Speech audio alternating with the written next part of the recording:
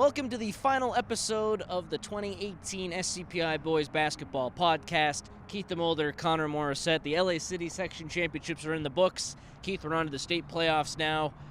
I mean, it was some crazy finishes in these games. King Drew of Van Nuys was probably the best game out of any of the championships, but Canoga Park took Bravo to overtime, and they won.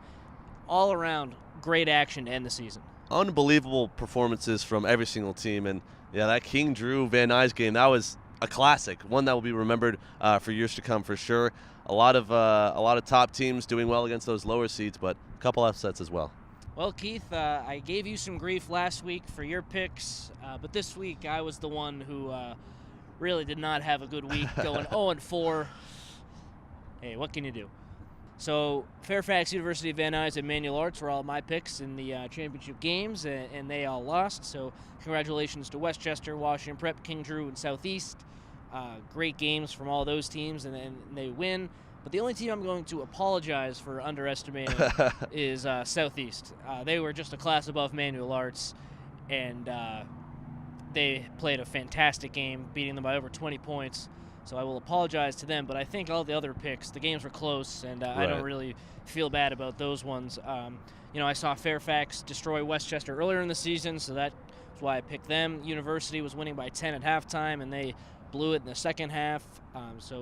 Credit to George Washington Prep, but again, I don't feel bad for my University pick. And then Van Nuys loses at the buzzer, so you can't really complain about that one. But I mean, Manual Arts, my pick for against Southeast was the bad one, and Southeast crushed them. And Keith, you talked about how defensively it was going to be a battle, and Southeast looked like just a fantastic defensive team, and they held Manual Arts to 44 points, single digits in the first quarter. Incredible. When you can control the time of possession like that, you know you're going to win ball games. And we talked about in the podcast, it was kind of this defense versus offense mentality for a lot of those championship games. And Manual Arts, they have a lot of young talent on their squad, but you just got to go with the scheme, and Southeast clearly showing that their defensive-minded scheme was really the better of the two. So I want to shout out some of the top performers from the championship sides. So for Westchester, KJ Allen was great in the post. He was just unstoppable at times. I mean, every time Westchester needed a basket, he would be available down low, and then Jay Turley hit some clutch threes in those games. I think Allen was something like 7 for 10 from the field. Great defensively in that game, and the key for Westchester in that one was Kirk Smith got into a little bit of foul trouble for Fairfax, and after him down low, Fairfax is really in trouble. So if he's off the court, Westchester was able to go crazy. So Kalen Allen and Jay Turley, I thought, were great for Westchester, and they were the difference in that title game. You talk about Fairfax, and they came in with those guards, so much talent. They had already beaten Westchester earlier this year.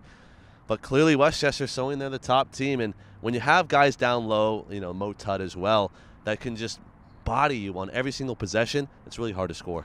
Absolutely. So for Washington Prep, the standout player was Hanson Clark. Every time the Generals needed a clutch three, he was there and made it. And, University, we talk so much about them. They have 5 really solid starters, and they do. But when the game was on the line, they didn't have anyone who was able to take over and get them a bucket when they absolutely needed it. And for Washington Prep, Hanson Clark was able to do that, and that's why they win that game. So I thought he had a fantastic game for Washington Prep and is a deserving city champion. Yeah, and Clark, also got to give some credit, the fact that he's able to force a lot of turnovers too and get those buckets in transition. That's what I noticed from that game, Gardena versus George Washington Prep, was just how tenacious that offense and defense can be, and the fact that it's an undersized squad, and they were going up against a bigger squad in University, not too much bigger per se, but they had the size advantage, and you got to give it to their defense, their ability to shut down Dyson Hughes and the rest of that offense. And then in the King Drew game, the big guys were great for King Drew, Billy Clark, chief among them, but I mean, you got to shout out Ethelbert Annam, the game winner. Yep. Incredible from him. So I'm sure most people have seen the video, but if you haven't, Tyree Winborn hits this incredible corner fadeaway three. It's like, okay, this game's going to overtime. There's no way King Drew can come back from that, but they did have 20 seconds, and Van Nuys elects not to press, so they sit back. Ethelbert dribbles down the court, gets into the paint, shoots a 2, misses it, follows the shot, gets the rebound, puts up another shot, rolls around the rim, and trickles down right as the clock expires. King Drew fans rush the court. Crazy, crazy game. And Ethelbert Annam was the hero in that one, so you got to shout him out. But the whole King Drew team was great. They had a couple of issues at times defending Tyree Winborn, but in the second half when it really mattered, they got on him, and that was enough. But talked to Coach Porter of Van Nuys after, and he said, these were the best two teams in Division II, and it came down to a one-possession game. What can you do? Yeah, I talked with him yesterday at practice, and he echoed that. He echoed that same sentiment, and the fact that King Drew, they just have too much size. That's what he was saying, was that they were out-rebounded. I believe his stat was that the three biggest guys on their squad combined for 35 rebounds, and then Van Nuys as a team at 23. So when you're losing that rebound battle, it's hard to score, especially inside. Winburn, there's only so much he can do. He hit that fadeaway three, which was miraculous, really. But the fact that on the other end, he even said it himself, Coach Porter, that they needed to close out. They needed to box out when there was a missed shot. And unfortunately, they didn't do that, and they lost the game. Division III, Michael Ibarra and Joseph Hernandez for Southeast were great. But really, it was a whole team effort from them. The Southeast Jaguars were just, again, on another level from Manual Arts. So the two best players in the game, I thought, were Ibarra and Hernandez. But it was the whole team that really dominated. And I think that they can be a little miffed that they didn't get a home game in Division 5 in the state playoffs, because they rolled through everyone in the Division 3 city playoffs. But, I mean, they're the 9 seed, so they're going to be on the road playing California City, I believe. So tough break for them, but, I mean, really great Los Angeles season, and we'll see what they can do now in the state. You got to hope that they're going to try and make them, make their name known, especially in the state playoffs, because we see, not to go a little bit too into the state playoffs, but a lot of LA City teams are a little bit underseeded, in my opinion. And another one right there, you win the title, and yet you get an 8 or 9 seed. I feel like you got to at least get a home game, at least get one, maybe a 4 seed, or maybe a 5 seed type of thing. But they'll do their best, and they'll be certain to bring that offense for sure.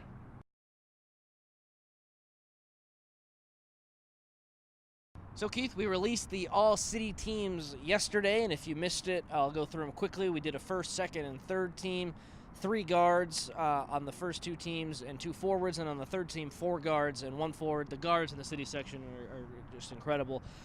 So here we go. The first team, Devonair Dutree from Birmingham, Ethan Anderson from Fairfax, Kihei Clark from Taft. Those are the 3 guards, and then the big men, both from Westchester, Ellie Hudson and Kalen Allen. Second team, Jamal Hartwell of Fairfax, Tyree Winborn of Van Nuys, Eddie Egan of El Camino Real. Those are the guards. And then Malik Muhammad from Narbonne, 1 forward. Kirk Smith from Fairfax, the other forward. Jordan Griffin, now to the third team, 1 guard.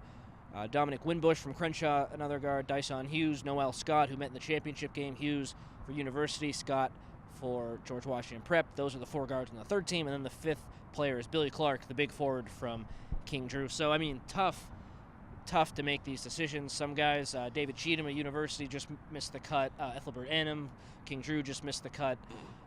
Very, very tough. Kevin Ibiraque from Crenshaw was one of the big men who we had some trouble keeping off. Jay Turley, yep. Jordan Brinson was hurt. He probably would have made it if he wasn't hurt. But, there's just so much competition for these spots, so that was kind of our rationale.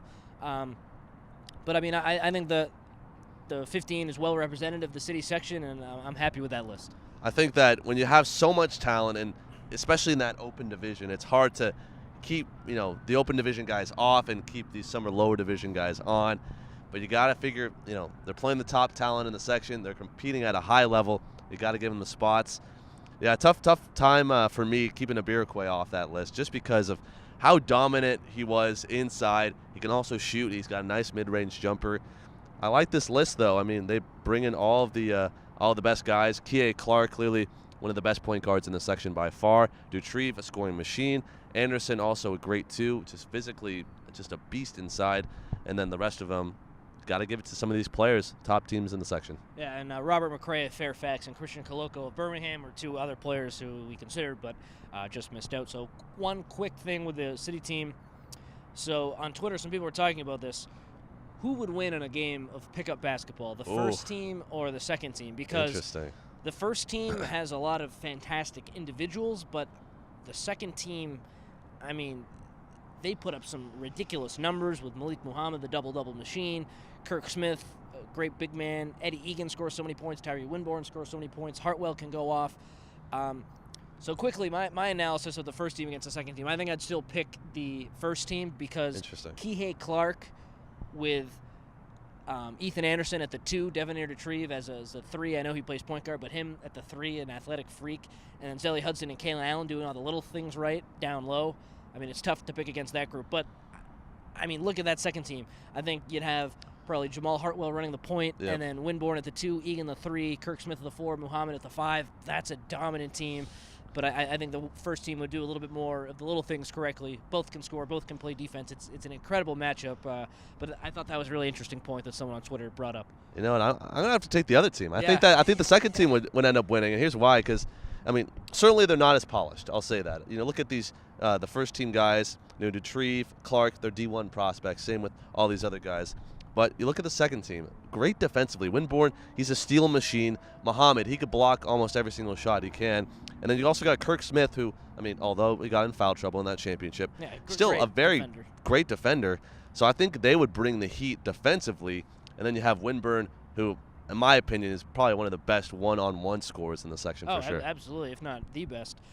That would be awesome. I don't think we could ever make that happen. Maybe if people... SCPI All-Star game, potentially? Yeah, I mean, maybe if people from... 2K are watching, we could get in a video game and sim it like they do for the Madden Super Bowl, but that would be awesome. So I just wanted to give some thoughts there, kind of a fun little segment. So Keith, before we sign off, let's quickly touch on the state playoffs. So in the open division, you have Fairfax and Westchester. Westchester, the 4 seed, Fairfax, the 8. My thoughts on the open division, I mean, great seasons for Westchester and Fairfax, and I think Westchester might even be able to win a game, but Bishop Montgomery, Sierra Canyon, and Mater Dei are just on another level, so I think it's going to be really difficult for a Los Angeles City team to make it out of the open division. But again, you know, take nothing away from those teams, but those other 3 are just on a different level. Westchester, they've competed with top teams all season long. We've seen their non-conference schedule was absolutely stacked, and they've competed with some top squads, but you got to figure, I mean, they're going in against, you know, Sierra Canyon, that's really hot right now, a Mater Dei team that just won, you know, their Southern Section title. It's going to be very, very tough. I mean, Fairfax, I think they're going to end up losing in the first round. It's impossible to go into the game that they're going into and to win. But I think that Westchester, they have as best of a chance as any, really, just because of their non-conference schedule. And I know Mater Dei won the Southern Section, but I think you could make an argument that they're the 3rd best team because Bishop Montgomery and Sierra Canyon, that was like it's going to be like when the Golden State Warriors play the Houston Rockets in the Western Conference Finals. It was that kind of game. And then Mater Dei, I mean, take nothing away from them, but like they got a Sierra Canyon team that had just won the championship, winning against an undefeated Bishop Montgomery team. So, I mean, again, just an incredible 8 group of teams there. So Division 1, I don't think that an LA team will be able to make too much noise. I mean, maybe Narbonne could get a win, but I know Pasadena's loaded. El Camino Real is probably the best chance to get a win. They're the highest seed, hosting Long Beach Poly. I'll be there tonight. But again, you know, I don't think that anyone's going to go too far in Division 1. And same for Division 2. Granada Hills, Crenshaw, Birmingham, they're all seated really pretty high low. Seeds. Yeah. So, or whatever you want to say, in the teens. So going to be tough for them. Any thoughts on that Pasadena-Narbonne matchup? I know you've seen them, but or just Division 1 in general. Again, no one's going to get past that St. John Bosco or Torrey Pines 1-2 seeds, I don't believe. Yeah, I don't think so. Crespi's there as well. Especially on the road, you got to figure that you know Taft is going into San Diego to play a very loaded team. Yeah. And some of these lower, I'm surprised, you know, lower seeds, meaning like, you know, in the teens, the 10, 11, 12, 13, 14. Be as it may, I'm just surprised that some of these LA City teams, they haven't been getting as much respect. I thought they would have been maybe an 8 or 9 seed given just how explosive they've been all year. But talking about that Narbonne game against Pasadena, Bryce Hamilton, he's the scorer for Pasadena all season long. It's going to be a battle of the bigs, and you got to wonder if Malik Muhammad is going to come out. I know that Narbonne was upset by Granada Hills, so maybe they're trying to avenge their loss, but who knows what can happen. So the teams who can make noise in Division 3, somehow George Washington Prep and University got the 1 and the 2 seeds. And I don't mean to diminish anything that they've done, but it's really surprising to see that level of respect given to Los Angeles City section teams. So I hope they're able to go far. And when they're the 1 and 2 seeds, they're going to be expected to go far. So look for them to make a little bit of noise. Washington Prep has a bye. University plays tonight. And then in Division 4, again, I think it's kind of like open in Division 1. I don't really see King Drew, Review Park getting too far. Maybe a win for Review Park. They're the 6th seed, but King Drew is a 15 seed. That's going to be tough. In Division 5, everyone else, there's Southeast, and then there's Van Nuys. I think those would be the teams who could do something. But The team who I think will make the most noise, it all comes down to Van Nuys, I think will make some noise, George Washington Prep, and University because of their seeds. Those are the three teams that I'd look out for. Van Nuys are playing a team that has really played inferior competition this year, this team from El Segundo. And you got to wonder, in some of these lower division brackets, yes, there's squads that have won their respective championships, but the talent level, you got to figure it's just maybe a little bit off. You can't really predict if a 10 seed is really going to be able to beat a 7 seed or vice versa, or if a 2 seed is really worth that 2 seed. And so I think that Van Nuys, I think they have potential to really go far because they're playing a couple of squads that really didn't have that strength of schedule like Van Nuys did, especially on their run. King Drew, unfortunate that they win the title and then they get the 15th seed. Yeah, I thought they'd be Division 5 for sure, but yeah, somehow Van Nuys loses and gets Division 5, and I'm not exactly sure how it all works. Taft people thought they were going to get Division 2 and they got Division 1, so clearly there were some changes this year. But yeah, King Drew gets a 15 seed.